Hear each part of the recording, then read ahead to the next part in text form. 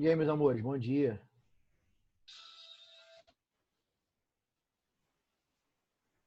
Estão todos me ouvindo bem? Todos vendo essa tela compartilhada aí? Sim. Sim?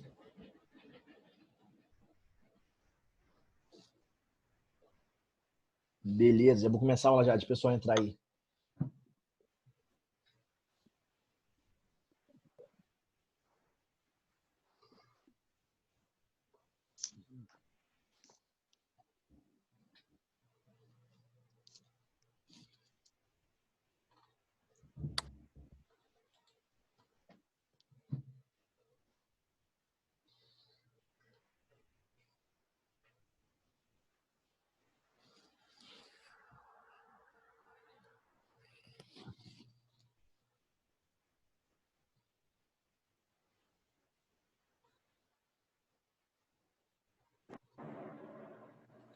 Demônio. Demônio. Que isso? Deus.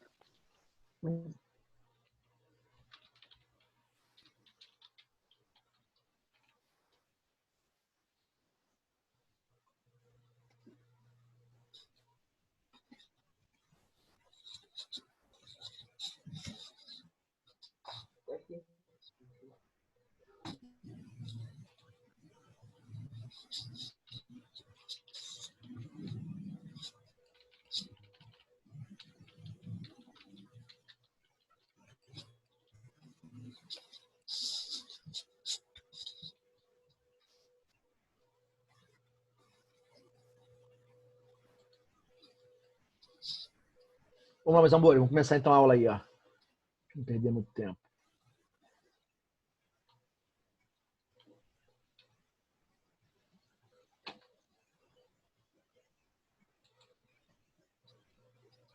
Vamos lá, gente, falar com vocês hoje um pouquinho, estão me ouvindo bem, não estão? Vou falar com vocês hoje um pouquinho do romantismo, né? Dessa escola literária que surge no século XIX, beleza? Então vou falar com vocês aí, né? Tem um slide aqui direitinho.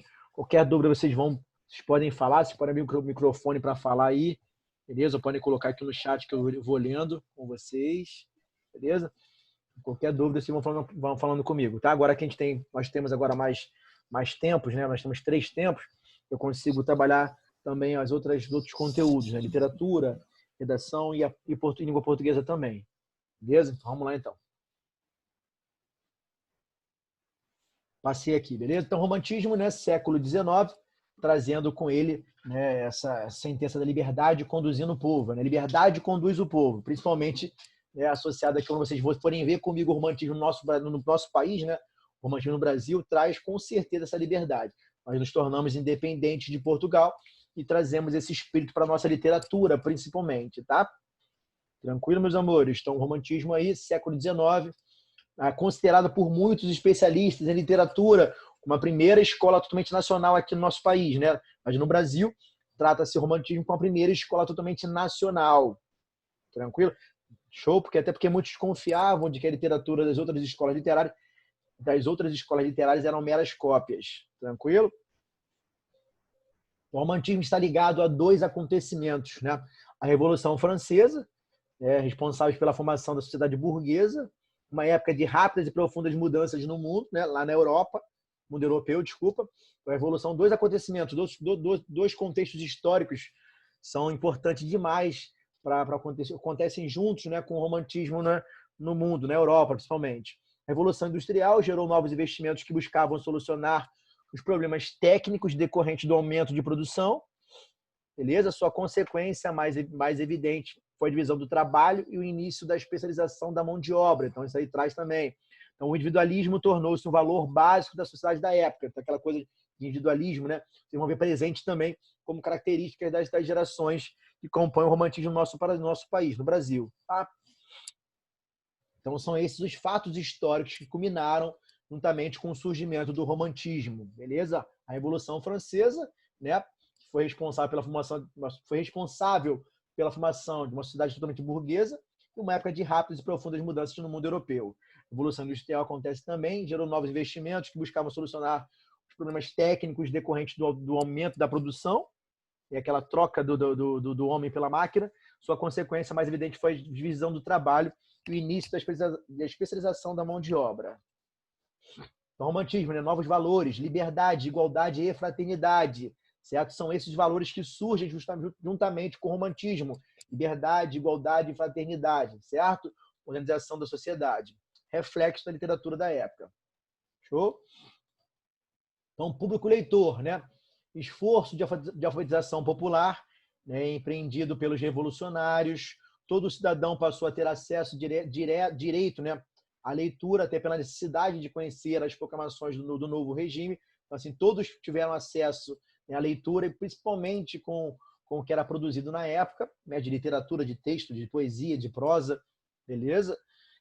Surgimento de um novo público leitor, né, mais numeroso, diversificado, né, o consumidor, o povo consumista, tranquilo? Então, o público leitor aumentou, certo? Teve um esforço de alfabetização popular, até porque para eles, né, ficarem atentos a essas mudanças que aconteceram naquela época. Então, teve um esforço maior pela Europa de alfabetizar a população, né, o povo realmente, né, o popular, tranquilo? O romantismo, né, moça com livro, né, aí mostra realmente, né, a leitura de algumas figuras que vão mostrar, na verdade, o surgimento, né, aquela coisa que ocorria, na verdade, do romantismo naquela época, aquela busca pela leitura, certo? Então, contexto brasileiro. Após 54 dias de viagem, a vinda da família real para cá, é o contexto que se dá quando o romantismo surge no Brasil. Então, após 54 dias de viagem, a esquadra portuguesa chegou ao Porto de Salvador, na Bahia, em 22 de janeiro de 1808. Show? As obras de Debré são grande, né, fonte de compreensão, dos costumes do Brasil no século XIX. Então, assim, muitas coisas vão mudar no nosso país também, até porque, né, que marca principalmente o romantismo no Brasil é a independência do nosso país. Nós nos tornamos independentes de Portugal, justamente com esse fator aí preponderante, nós passamos a criar uma literatura totalmente nossa, né, sem cópias, sem nada vinculado à Europa. Claro que muitas características europeias também surgem e continuam sendo incorporadas em nossa literatura, né, mas essa dependência, né, política com Portugal faz com que muitos, né, autores da época surjam com a literatura totalmente voltada ao nosso país, né? A indicar valores nacionais, a trazer para nós valores totalmente nossos, né? A busca pela nacionalidade. Tranquilo? Show de bola? Qualquer coisa vocês vão falando comigo. Então, Rio de Janeiro e o Brasil em torno de 1850, né? Rio de Janeiro, né, capital do Brasil, né? Torna-se capital do nosso país, certo?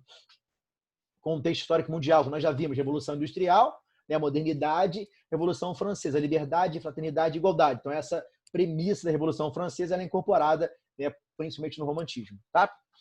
Contexto histórico brasileiro, 1808, a vinda da família real para cá, abertura dos portos, criação de indústrias, academia militar, a fundação da Academia Militar, Biblioteca Real, Banco do Brasil, né, o curso de Direito começou a ser incorporado aqui no nosso país, né? Antes os rapazes burgueses iam para Portugal para cursar Direito e voltavam para cá com novas ideologias, né? Mas aqui, né, nesse contexto aí, surge o primeiro curso de Direito nosso, beleza? Surge a imprensa brasileira. Em 1822, né, surge a independência do nosso Brasil, que foi culminante, foi um marco que culminou realmente para a criação de uma literatura totalmente nacional, totalmente trazendo para nós uma identidade forte nacional. Tranquilo? Por isso que a primeira geração que vai abrir o romantismo no Brasil para nós, ela é chamada de nacionalista ou indianista, já que eu vou valorizar elementos nacionais. Vocês vão ver presentes em muitos trechos mais poéticos, né? A marca da identidade nacional, sejam nossa fauna, nossa flora em evidência, né? O índio como nosso grande cavaleiro medieval. Então, essa independência do nosso Brasil, a independência política do Brasil com Portugal, traz, né, esse objetivo de criarmos uma literatura totalmente nossa, totalmente nacional, voltada à valorização de elementos nacionais, elementos brasileiros. Tranquilo? Até porque na rua, naquele momento, né, essa dependência política foi tão forte para nós que muitos até deixavam de cortar cabelo, de manter a roupagem da Europa, né, de Portugal, né? O corte de cabelo foi mudando, né, justamente porque nós tínhamos que, né, criar uma identidade nossa, né, para não nos pautarmos sempre, né, em Portugal. Tranquilo, meus amores? Então, sociedade militar, comerciante, artesão, funcionários públicos, homens de imprensa, né, e empregados. né? Efervescência, né, social e política, agitação nas ruas, saraus, muitos saraus em festas, né? O público passamos a ter mais o público leitor feminino, até porque, né, o romantismo traz como principal foco, né, o sentimentalismo. Então a mulher, o público, né, leitor passa a ser também as mulheres, passam a ser as mulheres também, até porque o romantismo traz um foco que é importante para elas, que é o sentimentalismo e a evidência, não que seja algo somente voltado para as mulheres, não, mas esse surgimento do romantismo, né, e o sentimentalismo em evidência traz, né, faz com que as mulheres, né, tornam-se leitoras, né, das obras românticas, tranquilo? Seja em poesia, seja em prosa, tá? Agora é um retrato, na verdade, da sociedade na época burguesa, né, aquelas reuniões de saraus, reuniões de leituras, né, para se debater sobre alguma coisa, né, a sociedade na época. Então, aqui são, né, de retratos da sociedade na época, né, do surgimento do romantismo, seja na Europa como seja no Brasil também. Então, o romantismo no Brasil, literatura como missão.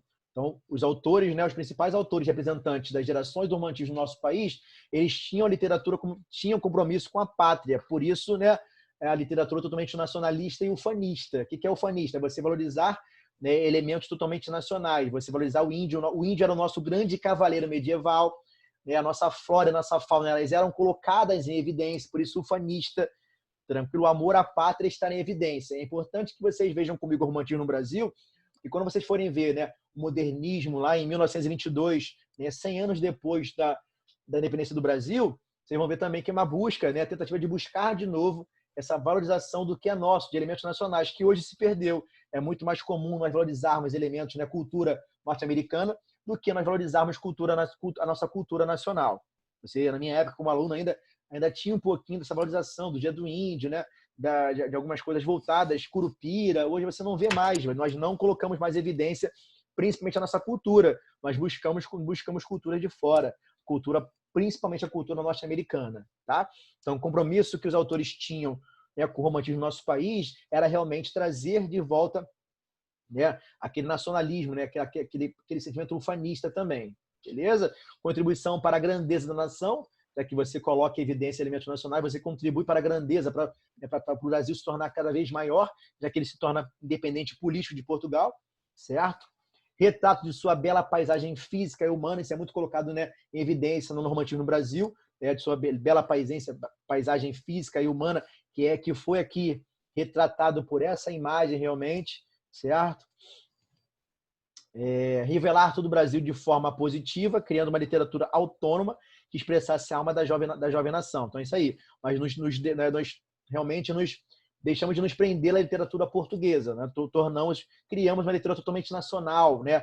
Literatura mais autônoma, que expressasse a alma da jovem nação, uma nação que a partir de agora tornou-se, né, estava sendo criada a partir dali, né, já que tornou-se independente de Portugal. Tranquilo? Então a literatura voltada para isso, autônoma, sem termos vínculos com a literatura, com a métrica da literatura portuguesa. Nós trouxemos para cá uma literatura totalmente mais, como é que se diz, menos rebuscada, com aquela preocupação da beleza, da métrica, da estrutura. Nós nos preocupávamos mais em passar uma mensagem, principalmente uma mensagem nacionalista, né, de amor à sua nação e assim por diante, tá? Já que a primeira geração ela vai abrir o romantismo para nós no nosso país. Beleza, meus amores? Qualquer dúvida, vocês falem alguma coisa. Tem muita coisa aqui no chat, não sei se é pergunta. Show, é importante que vocês coloquem o nome no último tempo, principalmente no último tempo. Podem colocar aí, mas é importante que coloquemos o nome aí no último tempo, tá? Show? Então, características, né, geral, né, do romantismo, beleza? Então, a emoção, o egocentrismo, o individualismo. É o poeta, principalmente da segunda geração do romantismo, né? Conhecida como mal do século, beleza? Ele é totalmente egocêntrico, a individualidade é colocada em questão, a emoção é forte, né? Está sempre em evidência, né, no romantismo no Brasil, até porque a emoção vai estar evidente, né, em você falar da sua nação, ser nacionalista ou indianista, falar com a emoção do índio também, colocando em evidência, colocando como o nosso grande cavaleiro medieval, certo? Então a emoção vai estar presente em todas as 3 gerações do romantismo no Brasil, e isso falando de poesia, né? Não indo para a prosa ainda não, tranquilo? A emoção vai estar em evidência a primeira, segunda e terceira geração do romantismo no Brasil, falando de poesia, tranquilo? Show? Egocentrismo, individualismo mais presente também na segunda geração do romantismo, né? Mas também você pode encontrar aí, né, o individualismo na nossa geração, nós tornamos individuais, né? Somente o que é nosso nos preocupa, beleza? O subjetivismo, né? Aquela literatura mais subjetiva, né? Já que fala de amor, já que fala da mulher idealizada, aquela coisa toda, show de bola. A religiosidade também é presente, né? Em textos, em poesias voltadas para o romantismo, o cristianismo é apontado também ainda ali. Liberdade formal, que eu falei com vocês, né? Nós passamos a ter uma liberdade maior em relação a criar a literatura, ao fazer a poesia. Então, aquela forma mais rebuscada, mais peculiar, né? Nós deixamos de lado, já que nós nos rompemos politicamente com Portugal, vamos agora fazer uma literatura, uma poesia totalmente nacional, né? Com uma forma de uma liberdade formal ali na hora de produzi-la, de fazê-la, até para que ela fique, né? Facilmente, passar um fácil entendimento a todos que liam naquela época através dos folhetins. Então, as poesias, né, tudo que saía para a imprensa, saía através dos folhetins. Então, todos tinham acesso àquela leitura, à poesia da época, beleza? Até porque a terceira geração do romantismo lá, né, conhecida como condoeira social, nosso grande, né, Castro Alves fazia uma crítica, né, tanto à corrupção da Bahia na época, a corrupção existente na época, perdão, quanto também, né, ele criticava a escravidão, né? Os negros sendo trazidos para cá e escravizados no nosso país, beleza? Então, por isso que todos tinham que entender. Era mais uma literatura, quase uma denúncia. A literatura da terceira geração do romantismo, já que ia sair para uma outra escola literária, né? Ela tinha a preocupação de denunciar, de fazer uma denúncia social da época. Tranquilo? Então, a cultura popular também, a cultura popular é colocada em evidência, até porque nós queríamos trazer para cá, né, tudo que é nacional, colocar em evidência tudo que nos pertence, tudo que é nosso. Na cultura popular era colocada muita evidência, tanto na poesia quanto na prosa, coisa que nós deixamos de fazer hoje, certo? Ninguém mais, né, tem essa preocupação, né, de muitas coisas se perderam realmente, coisas que eu fazia na minha época de aluno, lá do colégio, desde pequeno, nós ainda tínhamos essa preocupação de valorizar a cultura nacional, hoje não mais, hoje se perdeu. Hoje nós valorizamos muito mais a cultura, né, lá de fora, beleza? Uma natureza confidente, né, quase uma natureza que nos conta coisas, nos conta os detalhes, né? Quando o poeta coloca em evidência a natureza, ela é quase uma confidente, beleza? A mulher inacessível, né? A mulher, principalmente pelo autor, né? Pelo poeta da segunda geração do romantismo, ela é colocada como inacessível, o cara não consegue acessar, né? O cara não ter acesso a ela. Ela é colocada como ela é virgem, ela é sensual, é uma mulher idealizada, aquele amor que eu não posso ter, a mulher que eu não posso pegar. Então, ela é muito colocada assim. A mulher, nos poemas, principalmente da segunda geração do romantismo, ela é colocada como evidência, né? A mulher e o amor, mas ela é algo inacessível, a mulher, né, dos sonhos, que eu não posso pegar, que eu não posso tocá-la, que eu não posso tê-la, beleza? Então, a mulher inacessível, a virgem, né? Aquela mulher virgem, aquela mulher sensual, ela é colocada muito em evidência, principalmente na poesia da segunda geração do romantismo. Tranquilo? Show? Tá? Então, amor intenso, amor, né? Já que a mulher é colocada como, né, idealizado, e o amor também, o amor é intenso. O amor é colocado em evidência, né? Romantismo, né? Sentimentalismo, não pode faltar o amor intenso ali dentro da literatura, né, romântica, seja, né, poesia, seja prosa. Quando eu falo em prosa, amor, eu falo nos romances, né, romances românticos, beleza? Vocês vão ver comigo também aqui hoje, tá? Então, quando eu falo que o amor é colocado, né, o amor é intenso, não podia faltar essa intensidade no amor, já que nós estamos falando do romantismo, tranquilo? Sentimentalismo é a principal característica que abre o romantismo, é o sentimentalismo, tranquilo?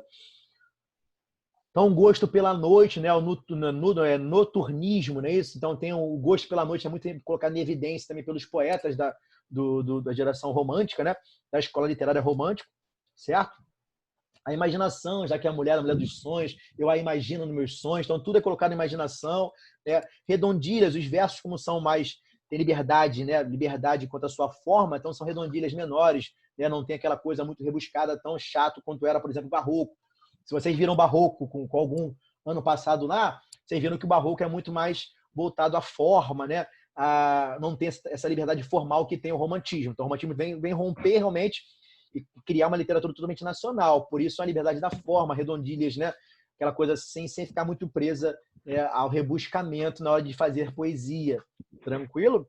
O medievalismo é colocado em evidência também na Europa, o romantismo na Europa, e o indianismo no Brasil. Então, o grande cavaleiro medieval lá da Europa, para nós aqui no Brasil, é o nosso índio. para vocês verem que quando vocês forem servir o exército, né, ou passarem no concurso para o exército brasileiro, muitos cânticos, né, muitas cantigas que vocês vão cantar lá no exército são cantigas reproduzidas pela poesia indianista, né, ou nacionalista. Então os poetas, desculpa, a primeira geração do romantismo, conhecida como, né, nacionalista ou indianista, eles colocavam em evidência sempre o índio. O índio era o nosso grande cavaleiro medieval, né? Não tinha como o europeu combatê-lo numa guerra, né? Por isso que o europeu chegou devagarzinho, não teve muito conflito com os índios, porque eles iam perder, né, de longe dentro da floresta conhecida por eles. Então, assim, o índio é colocado em evidência. As guerras, elas são descritas, né, pelo poeta da primeira geração do romantismo, tranquilo? Então, quando eu falo que o indianismo no Brasil, é que nós colocamos o índio em evidência, tanto, né, a nossa flora, nossa fauna, como a nossa flora, perdão, nossa fauna, como o índio é colocado sempre em evidência. Ele é o nosso grande cavaleiro medieval da Europa lá. Nosso grande herói é o índio. Por isso que vocês vão ver muitos cânticos, né, cantigas militares voltadas, né, para o índio como nosso grande guerreiro. Então são incorporadas, são mudadas um pouquinho, mas são muitas cantigas que foram retiradas realmente de poemas, né, indianistas, né, nacionalistas e indianistas, voltados para colocar o índio como evidência, como nosso grande cavaleiro, nosso grande guerreiro. Beleza, meus amores? Então, muitas cantigas militares, elas foram elaboradas em cima, né, de poesias indianistas, tá? De poemas indianistas. Foi? Alguma dúvida, meus amores, quanto a alguma coisa que eu falei aí? Posso dar continuidade para vocês? Se não estiverem entendendo alguma coisa, vocês falem comigo, tá? Então, são essas principais características que aparecem no romantismo de forma geral. Emoção, egocentrismo, subjetivismo, religiosidade, liberdade formal, show? Aparece em tudo, tá?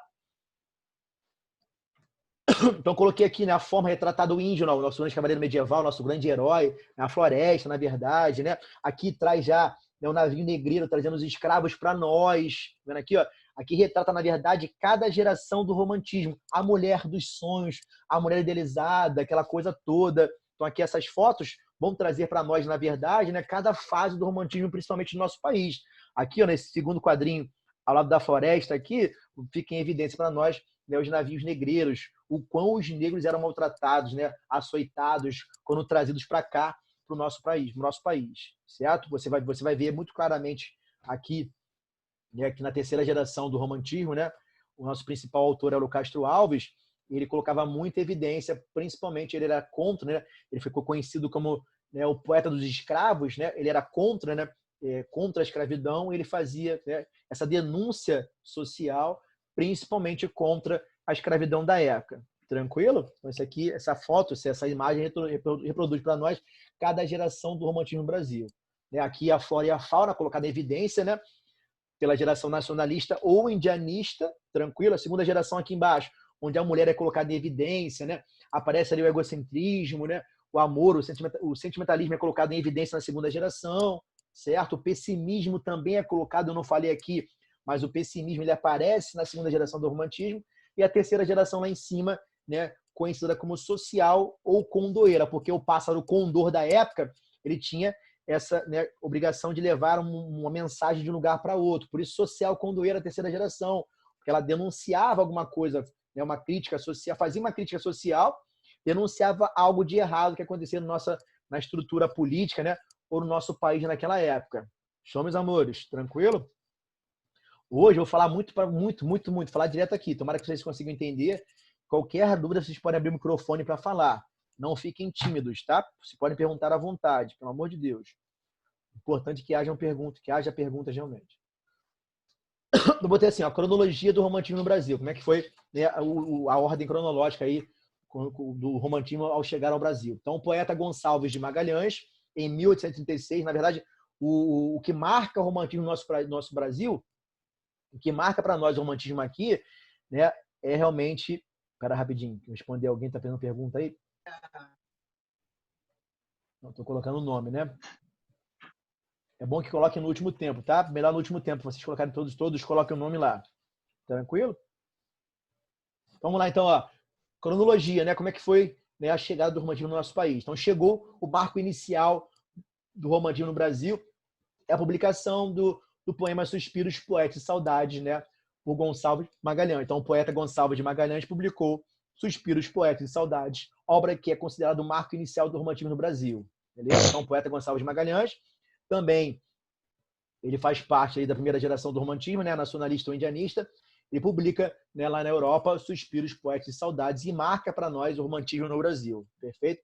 É publicado, né, pelo Folhetins, é divulgado na Europa, também no nosso país, tá? E marca, culmina aí, né, o romantismo no nosso país, tá? Em 1871, publicam-se Mulato, Memórias Póstumas de Brás Cubas, certo? Que inauguram um novo estilo da época, né, o realismo, naturalismo. Esse fato marca o fim do romantismo no Brasil. Na verdade, em 81, vamos estar saindo do romantismo e partindo para o realismo, naturalismo. Para você ver, né, que a terceira geração do romantismo ela vai abrir espaço para uma outra escola literária que surge. Nesse caso, é o realismo, naturalismo, né? É tudo que é real. Por isso que, assim, não é à toa que a terceira geração do romantismo, ela retrata mais o objetivo, né? O que é real. O Castro Alves, em sua poesia, retrata realmente o que aconteceu com os negros dentro do navio negreiro. Então, ele já vai abrir passagem já para uma nova escola literária, que vai trazer algo mais real, né? Mais natural. Tudo é tratado nas poesias realistas, naturalistas, de forma natural, né? As pessoas são colocadas de forma naturais, né? Realistas. A mulher deixa de ser a mulher dos sonhos. Beleza, meus amores? Então, a publicação de Mulato, Memórias Póstumas de Brás Cubas, acaba, as publicações culminam com o fim do romantismo e com o início do realismo e naturalismo no nosso Brasil, no nosso país. Beleza? Vocês vão ver depois, tem até em filme, né? Memórias Póstumas de Brás Cubas, retrata a vida de um cara, vai tratar de forma realista, naturalista realmente. Ele é tão natural que ele coloca até em evidência a sua morte, a sua doença, de forma natural. Ele está na sua Memórias Póstumas de Brás Cubas, ele está, né, no seu leito de morte e vai retratando tudo que aconteceu na sua vida, né? Os namoros, né? Aquele contato carnal. O contato carnal é mais evidência aí, já que eu vou sair um pouquinho do romantismo, né? No romantismo, a mulher é idealizada. Aqui não. Né? Eu consigo ter aquele contato com a mulher. Ela deixou de ser a mulher dos sonhos. Beleza? Tá? Então, terceira geração do romantismo, né? Castro Alves, uma poesia mais social, com, né, o realista, vai abrir um pouquinho espaço já para o início de outra escola literária. Show, amores? Tranquilo? Vamos lá, hein? Qualquer dúvida, falem comigo. Então, período de grande produção literária. Então, poesia, prosa e teatro. Vocês vão ver, né, o romantismo em evidência na poesia, certo? Na prosa e também, né, em textos teatrais. Então, você vai ser colocado em evidência para nós ali, né, o índio sendo reproduzido, né, a valorização da nossa fauna, da nossa flora. Então, tudo é colocado em evidência na poesia, prosa e no teatro. Show? Primeira geração, né, conhecida como nacionalista ou indianista. Os principais autores, Gonçalves Dias e Gonçalves Magalhães. Na verdade, o principal autor mesmo, o Gonçalves Magalhães, só foi importante para o surgimento, né, para o nosso marco inicial, que foi a publicação dos Suspiros, Poetas e Saudades, né? Mas o cara importante, realmente, o maior representante da nossa poesia, né, tanto nacionalista quanto indianista, certo? Foi Gonçalves Dias, foi o maior representante da primeira geração do romantismo no Brasil. Show de bola, meus amores? Não à toa, chamada de nacionalista ou indianista, né? Tudo que era nosso é colocado em evidência, perfeito? Aqui, ó, tem o índio, né? Tem a flora, né? Que são colocadas sempre evidências para nós, tá? Principais características, né, da primeira geração do romantismo no Brasil, conhecida como nacionalista ou indianista, né? Aversão à influência portuguesa. Você vai ver presente, né, em algumas poesias aí, a lusofobia. O que é luso, né? Portugal, e fobia é medo, pavor. Então eu tenho pavor, eu tenho aversão a Portugal. Já que eu vou romper com eles, né?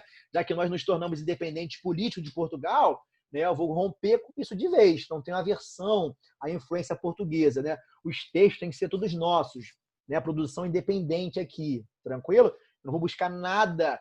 Claro que vão ter influências, né, do romantismo na Europa, mas tudo que eu produzo aqui no Brasil é nosso. Por isso que, né, para os especialistas de literatura brasileira, o romantismo é realmente a primeira escola totalmente nacional. Tranquilo? Porque traz elementos nacionais, coloca em evidência elementos nacionais. Daí, depois dela, tudo que é colocado em evidência, né, realismo, naturalismo, tudo é colocado o quê? As coisas reais, né, e naturais que acontecem com a população carioca, né? A parte, né, suburbana é colocada em evidência por alguns autores, né? Autores cariocas vão retratar, né, o subúrbio carioca, autores paulistas vão retratar o subúrbio lá, né, o subúrbio paulista. Então, assim, a Bahia também é colocada em evidência, dependendo do autor, de onde ele veio, né? Se ele é carioca, paulista, baiano, né? Tudo é colocado de forma realista, de forma natural. Tranquilo? Então, deixamos de buscar né, influências, né, portuguesas, influências europeias. Nós partimos, né, totalmente com a produção nossa, independente, beleza? Por isso a aversão a Portugal, por isso a lusofobia. Show, meus amores? A religiosidade também é colocada em evidência ainda, né? Século XIX, a religiosidade está muito forte ali. O misticismo, tudo que é místico, né? Aquela coisa, aqueles cânticos místicos, né? De aparecer aquela mulher na flora, aquela coisa que nós temos até hoje, né? Aquele misticismo é colocado em evidência também a primeira geração do romantismo, beleza? E o indianismo, né? Colocado muito em evidência.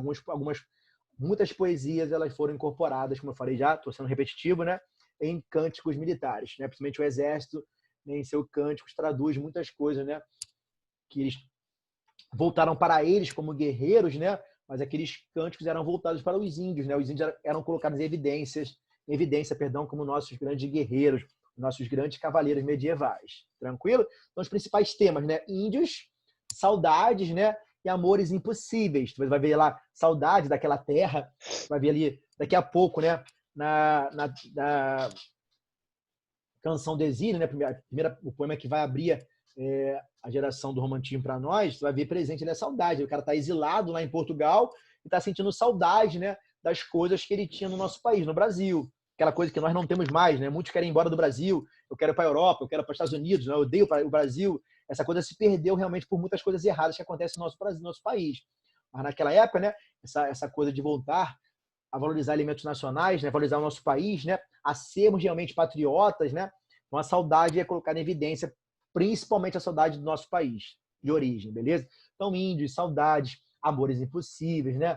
A flora e a fauna são colocadas em evidências, né? E assim por diante. Amor, partiu aqui. Acabando já nosso tempo aqui. Daqui a pouco eu paro para ficar gravada a aula e volto com vocês, tá?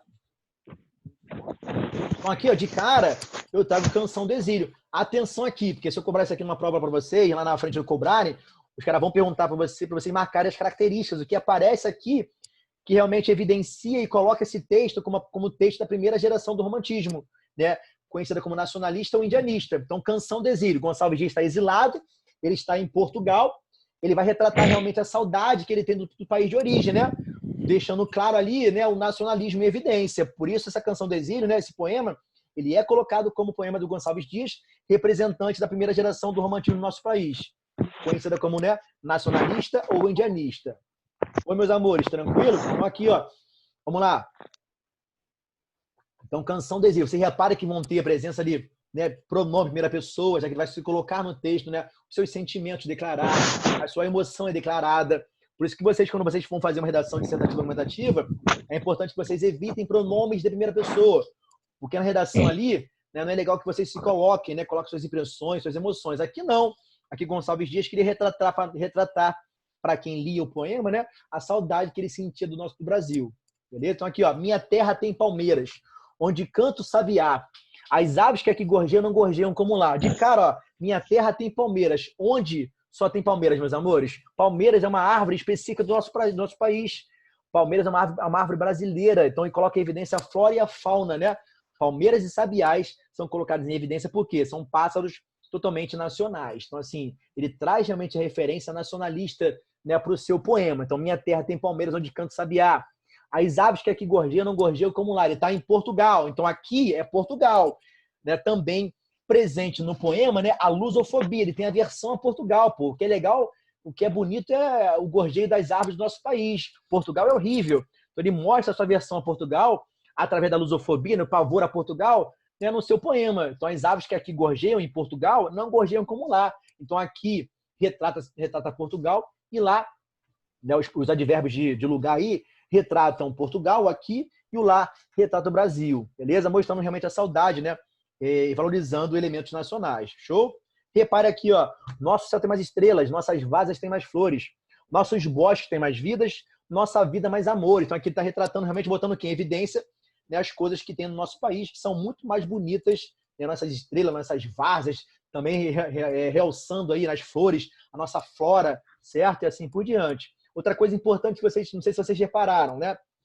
Ele é um poema aqui, nacionalista, né? Nacionalista. Perceba que essa parte aqui, esse trecho, ele foi incorporado depois no nosso hino nacional, né? Que é algo que vai retratar, né, algo, né, patriotismo em evidência. Então aqui, esse trecho, nosso céu tem mais estrelas, nossas vasas têm mais flores, né? Nossos bosques têm mais vidas, é um texto que foi incorporado, né, lá no nosso hino nacional. Tranquilo? Já que é o hino nacional, né? Traz o nacionalismo, né? Aquela ideia de amar o nosso país, de colocá-lo em evidência. Então, esse trecho foi retirado daqui e colocado também no nosso hino nacional. Assim como, né, vários cânticos, né, militares retiraram, né, foram elaborados em cima, né, de poemas voltados para a valorização do índio, né? Poemas indianistas. Tranquilo? Isso aqui é um poema nacionalista, né?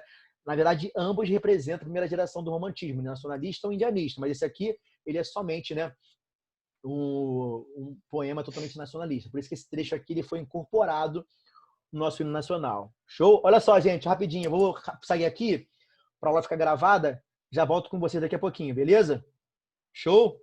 Alguma dúvida quanto a alguma coisa aí? Tá todo mundo legal? Estão pegando bem a matéria? Falem comigo. Oi. Tranquilo, tranquilo. Tá tranquilo mesmo? Nenhuma dúvida não?